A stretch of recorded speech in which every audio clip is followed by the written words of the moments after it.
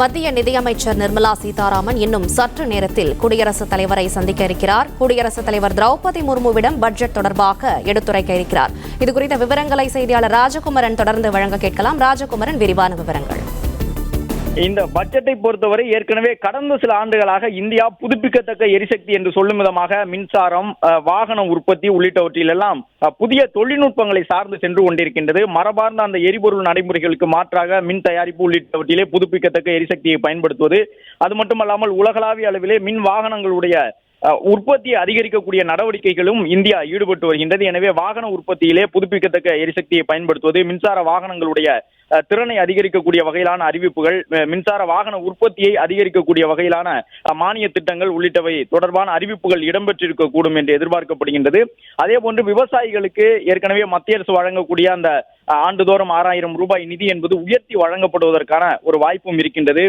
இது மட்டுமல்லாமல் பல்வேறு ரயில் திட்டங்கள் சார்ந்த புதிய அறிவிப்புகளும் வெளியிடப்படும் என்று எதிர்பார்க்கப்படுகின்றது.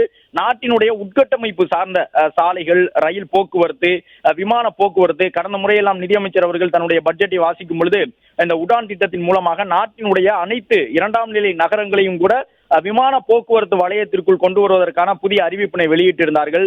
இது மட்டுமல்லாமல் வருவாய் ஈட்டக்கூடிய பிரிவினர், மாத சம்பளம் பெறக்கூடிய சம்பளதாரர்களுக்கு மகிழ்ச்சி தரக்கூடிய பல புதிய அறிவிப்புகளை ஏற்கனவே நிதியமைச்சர் நிர்மலா சீதாராமன் அவர்கள் தன்னுடைய கடந்த பட்ஜெட்டில் வெளியிட்டிருந்தார். அதன்படி ஆண்டுக்கு கிட்டத்தட்ட 12 லட்சம் ரூபாய் அளவிற்கு வருவாய் ஈட்டக்கூடியவர்கள் வருமான வரி செலுத்துவதிலிருந்து விலக்குகளை பெற்றிருந்தார்கள். அதே போன்று இந்த நிலையான கழிவு தொகை என்று சொல்லக்கூடிய விதமாக இந்த ஸ்டாண்டர்ட் டிடக்ஷன், அதுவும் வருவாய் பிரிவினருக்கு, மாத வருவாய் ஈட்டக்கூடியவர்களுக்கு, சம்பளதாரர்களுக்கு சற்று விலக்களிக்கக்கூடிய வகையிலே அதனுடைய உயர்ந்த மதிப்பு அது அதிகரிக்கப்படும் என்று எதிர்பார்க்கப்படுகின்றது.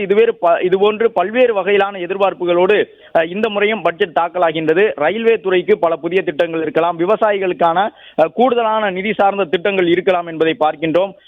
நாடாளுமன்றத்தில் சரியாக காலை 11 மணி அளவிலே நிதியமைச்சர் நிர்மலா சீதாராமன் அவர்கள் தன்னுடைய பட்ஜெட்டை தாக்கல் செய்ய இருக்கின்றார். இந்த பட்ஜெட் இந்திய நாட்டிற்கு அவர் தாக்கல் செய்யக்கூடிய தொடர்ச்சியான 9வது பட்ஜெட்டாக இருக்கின்றது. இது மட்டுமல்லாமல் குறு சிறு நடுத்தர தொழில் நிறுவனங்களுக்கு பல்வேறு புதிய அறிவிப்புகள், சலுகைகள் இருக்கும் என்று எதிர்பார்க்கப்படுகின்றது. ஏனென்றால் உலகளாவிய அளவிலே இன்று பொருளாதார நிலை என்பது அனைத்து நாடுகளும் பின்னடைவை சந்தித்துக் கொண்டிருக்கின்றன.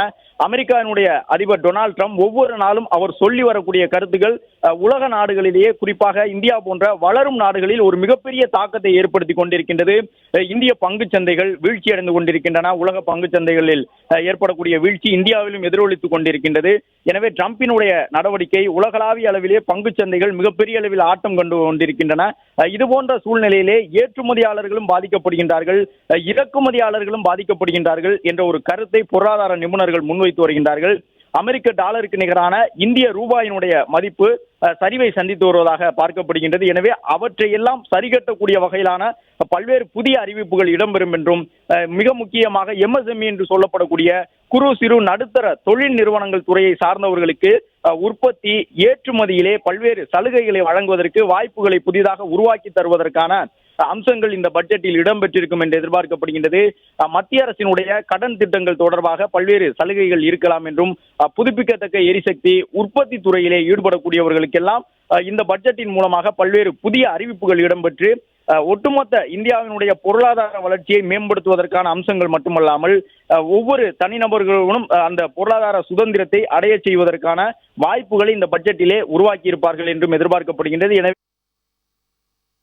கடந்த முறை பட்ஜெட் தாக்கல் செய்ததை போன்று இந்த முறை பல சலுகைகளை பிளே ஸ்டோர் மற்றும் ஆப் ஸ்டோரில் இருந்து பாலிமர் செயலியை QR கோடு மூலம் பதிவிறக்கம் செய்யுங்கள். செய்திகளை உடனுக்குடன் பெறுங்கள்.